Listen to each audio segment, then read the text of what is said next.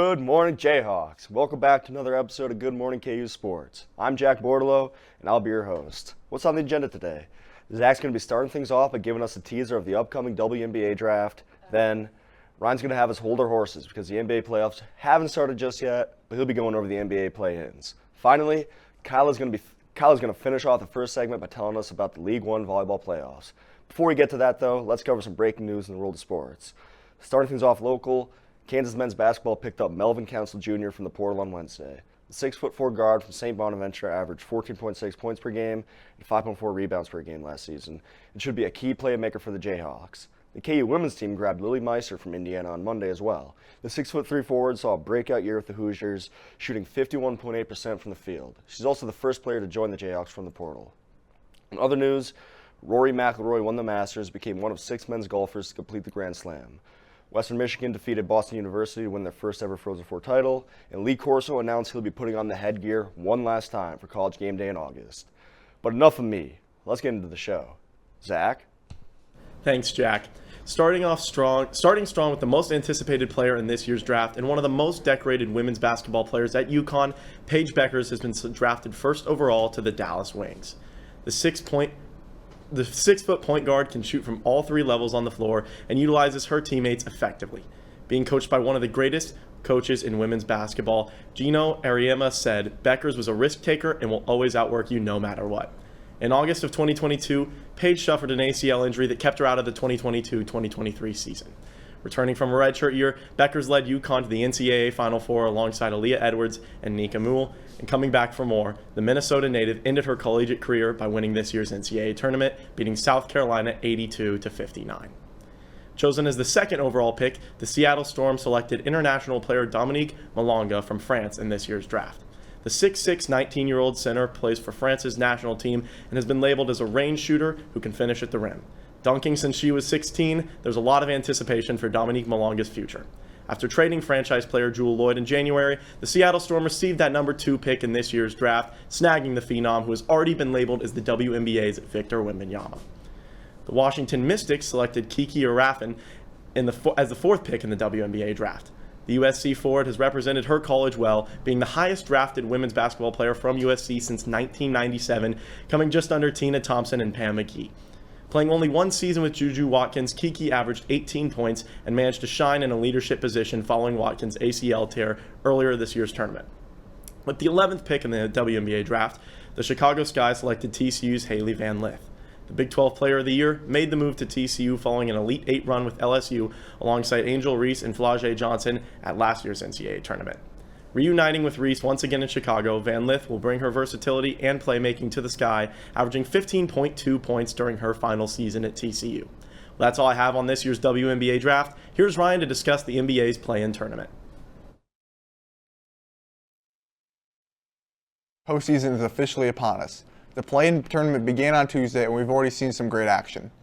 We kicked off with 2 barn burners on Tuesday night as the Magic took care of the Hawks behind a massive 4th quarter, and the Warriors squeaked by the Grizzlies in the final minutes. The Magic punched their ticket to the 7th seed in a date with the Celtics behind a 28-point game from Cole Anthony off the bench and a huge rebounding effort from Franz Wagner. This young Orlando team will get a shot to knock off the defending champs in the first round. Atlanta will take on the Miami Heat tonight with a chance to keep their season alive. The Warriors held off a valiant effort from Desmond Bane and the Grizzlies late on Tuesday night after Jimmy Butler and Steph Curry willed Golden State to a victory behind 38 points from Butler and 37 from Steph, including some dagger threes in the final minutes. The Grizzlies would have a chance to tie it in the closing seconds, but an ill-advised 5-second call was a dagger in their comeback hopes. The Warriors will take on their longtime rival Houston Rockets in the first round. The Warriors will be an underdog to the 2 seed, but have seen nothing but success against Houston in the playoffs historically. Memphis will look to keep their season alive against the Dallas Mavericks tonight. The Heat took care of business against the Bulls in Chicago on Wednesday night behind a dominant first half from Miami, giving them enough cushion to coast to a 20-point victory at the United Center. Davion Mitchell provided a huge spark off the bench, going a perfect 5 from 5 from the field and dropping 15, while leading the team with 9 assists. The Heat were led by former Jayhawks standout Andrew Wiggins and Tyler Hero. Wiggins registered a stat in every category, just missing out on a double-double by 1 rebound. While Tyler Hero didn't light it up from deep, only shooting 3 for 7, he still made 13 shots from the floor en route to dropping 38 to lead all scorers. I would not be shocked to see the Heat upset the Hawks tonight and punch their ticket to the first round. Eric Spoelstra's teams are always dangerous in the playoffs and a very tough out. The Mavericks also picked up a road win against Sacramento, where the dynamic duo of Klay Thompson and Anthony Davis led the charge, scoring 27 and 23 points respectively. The Mavs will head to Memphis in a win-or-go-home game tonight. The number 1 seed in the West, Oklahoma City Thunder, await the winner of tonight's Mavs-Grizzlies game, while the number 1 seed in the East, Cleveland Cavaliers, will take on the winner of tonight's Heat vs. Hawks game. It should be a very fun month of basketball with some new teams and faces looking to do some damage. We'll now head over to Kyla for a Love Volleyball Finals recap. Thanks, Ryan. This past weekend, history was made as the first ever League One Volleyball or Love Championship took place at the KFC Yum Center in Louisville, Kentucky.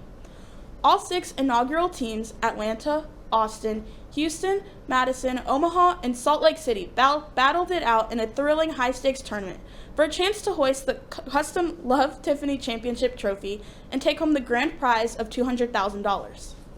Heading into the tournament, the 1 and 2 seeds Houston and Atlanta got a bye straight to the semifinals. In the first quarterfinal, 5 seed Austin took on 4 seed Salt Lake City in what turned out to be an instant classic. Salt Lake City came out swinging, taking the first 2 sets in dominant fashion, but Austin wasn't going down without a fight. With shutdown defense at the net led by middle blocker Molly McCage and clutch serving, Austin would storm back to pull off an incredible reverse sweep, winning in 5 sets and punching their ticket to face 2 seed Atlanta in the quarterfinals. In the second quarterfinal, 3 seed Madison clashed with the underdogs 6 seed Omaha. Madison won a dramatic opening set, but eventually Omaha found their rhythm and never looked back. With explosive energy and relentless hustle from outside hitter Maddie Cubic Banks, Omaha won the next 3 sets to meet top seed Houston in a semifinal showdown. If you thought the quarterfinals were intense, the semis turned up the heat even more. It was a wild night of momentum shifts and unforgettable volleyball. Austin pulled off yet another stunning win over Atlanta, coming back from down 2 sets to win it in 5. And if that wasn't enough, Omaha did the exact same thing against Houston, rallying from a 0-2 deficit, a massive upset over the top seed. The stage was finally set for a Cinderella showdown in a matchup that volleyball fans have seen play out for years at the collegiate level, Texas versus Nebraska. The 2 powerhouse programs have clashed countless times on the NCAA stage, creating one of the most iconic rivalries in college volleyball that has now continued into the pros, Austin versus Omaha for the championship. Both Austin and Omaha brought energy, passion, and grit, but in the end, it would be Love Austin who completed their storybook run, winning the match and becoming the first ever League One volleyball champions. What a way to end this new era of professional volleyball, and congrats to Love Austin, your 2025 League One volleyball champions. Thanks, Kyla. I don't think any of us saw that Austin win coming. Coming up after the break, Harrison's going to be previewing the second leg of the Champions League quarterfinals. What does he have to say? You're going to want to know. Okay, the test is at 8 a.m., but I think I can cram all of this in one night. Let's do this.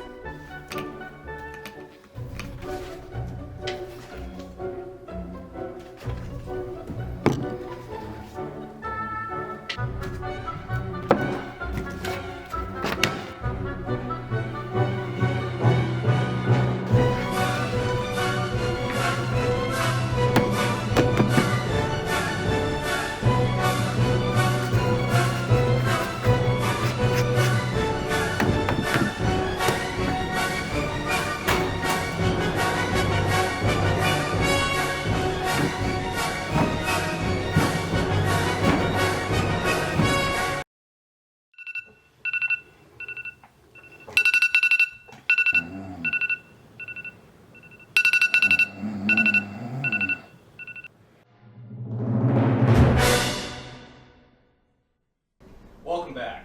As the UEFA Champions League reaches its decisive stages, 4 European giants, Arsenal, Paris Saint-Germain, Barcelona, and Inter Milan, pair for a blockbuster semifinal first leg on April 29th and April 30th. Here's what to expect as the race to Munich intensifies. Arsenal returns confidently to the Champions League semifinals after their commanding 5-1 aggregate win over Real Madrid. Mikel Arteta's squad has demonstrated its defensive solidity and tactical discipline, but it faces a stern test against a PSG team that boasts an incredibly dynamic attack.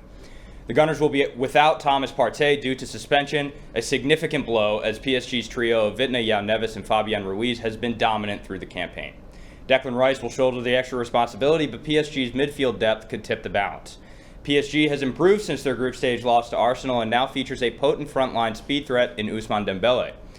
Arsenal's Bukayo Saka is back to full fitness and will be crucial in transition. Arsenal's Gabriel remains sidelined, testing the Gunners' defensive depth, but PSG, meanwhile, have shown vulnerabilities at the back, exposed by Aston Villa in the quarterfinals. Most analysts narrowly favor PSG over the next two legs, but expect a tight tactical battle in London, where Arsenal's home form could give them the vital edge before the return leg in Paris. The other semifinal is a classic clash of styles. Barcelona under Hansi Flick have dazzled with attacking football and are the tournament's top scorers, while Inter Milan arrive with the meanest defense, conceding just 5 goals across 12 matches. Robert Lewandowski, Lamine Yamal, and Rafinha lead a Barcelona side that has scored freely, but they must find a way past Inter's disciplined back line, marshaled by Alessandro Bastoni and Francisco Acerbi. Pedri's creativity and composure are central to Barcelona's rhythm, while Inter rely on Nicolo Barrea's energy and Hakan Çalhanoğlu's distribution in transition. Inter's Lautaro Martinez and Marcus Thuram will look to exploit Barcelona's occasionally leaky defense, while Barca's wide players will test Inter's organization on the flex. A home advantage could help Barcelona seize the initiative, but Inter's experience and resilience can make them dangerous, especially if they keep the score close heading back to Milan. Barcelona are slight favorites to win the tournament, followed closely by PSG. Arsenal and Inter are considered outsiders by bookmakers and prediction models, but both have already knocked out European giants in order to reach this stage. The semifinals promise a fascinating blend of tactical chess matches and individual brilliance, with all 4 teams believing they can reach the final match in Munich. The stage is set for 2 enthralling first legs where tactical nuance, squad depth, and individual moments of magic will shape the path to the 2025 Champions League final. Back to you, Jack. Great stuff, Harrison. Can't wait to see who ends up in Munich. We have another break coming at you, then Addie's going to take us live. Stick around, Jayhawks. You may not hear it at first, but it's there. Our chant, rising.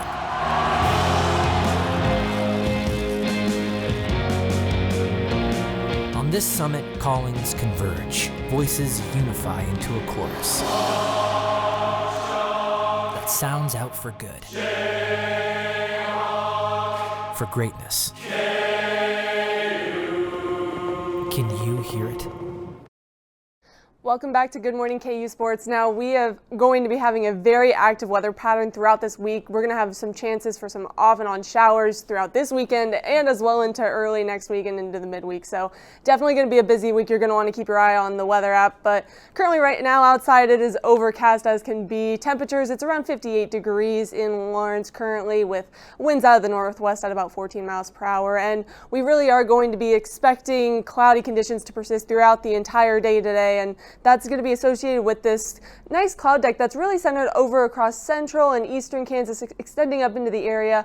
Overall, there are some showers kind of mixed into this. It's not super strong currently right now, but they are kind of expecting to move throughout the area, so we could be seeing some rain showers within the next hour or two especially. And all this is fueled by an upper level pattern. Currently there's a nice trough that's centered out across the western U.S., and that's causing a lot of upward motion in our area. And this is just going to persist throughout the entire weekend period, which is going to be bringing some different rounds of storms today, tomorrow, and into Sunday as well. So definitely something to be keeping our eye on, looking at that.